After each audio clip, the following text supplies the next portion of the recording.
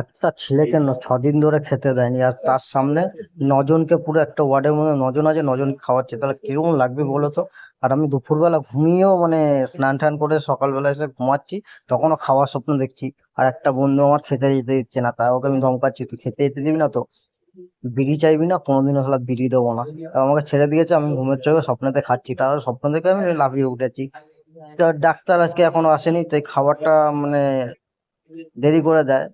তো ডাক্তারটা দেরি করে না, খাওয়ার টাইমে দেয়, ডাক্তারটা আজকে লেট করে আসছে। তো ফাইনালি এরা খেয়ে নিচ্ছে, খাওয়ার পরেই মানে ডাক্তার আসবে।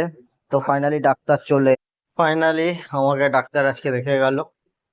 তো এখন বললো শরীরের কন্ডিশন যা আছে ভালো আছে, মোটামুটি ভালো আছে। তো আমাকে 6 দিন পরে মানে খেতে দিতে খেতে বলেছে। তাও আর কি, ভাত ফাত আমি খেতে পারবো। কি খেতে পারবো? খেতে পারবো হচ্ছে কি, মানে শুকনো খাবার, মুড়ি, বিস্কুট, চিড়ে ভাজা, এইসব খাবার খেতে বলবো। মানে একেবারে ভাত খাওয়া খেতে বারণ করলো কেন? 6 দিন থেকে যেহেতু ভাত খাইনি, তার জন্য আমাকে বললো একবার আজকে ভাত খেও না, ভাতটা আরো মানে দু একদিন পরে খেও, মুড়ি বিস্কুট এগুলি খেয়ে খেয়ে আজকে কাটাও, তারপর দিয়ে ভাতটা খাও।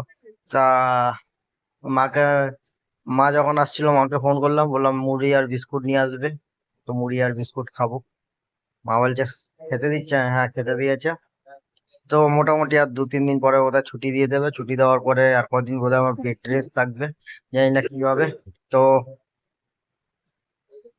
এইভাবে আজকে সারাদিন ব্লগটা কাটলো। মানে এটা ছোট মতো তোমাদের জন্য এটা একটা মিনি ব্লগ করলাম। মানে ডা- আমাকে ডাক্তার দেখে গেছে খেতে দিচ্ছে বলে, তার জন্য তোমাদের সঙ্গে একটা মিনি ব্লগ শেয়ার করলাম। তো টাটা, সবাই ভালো থেকো।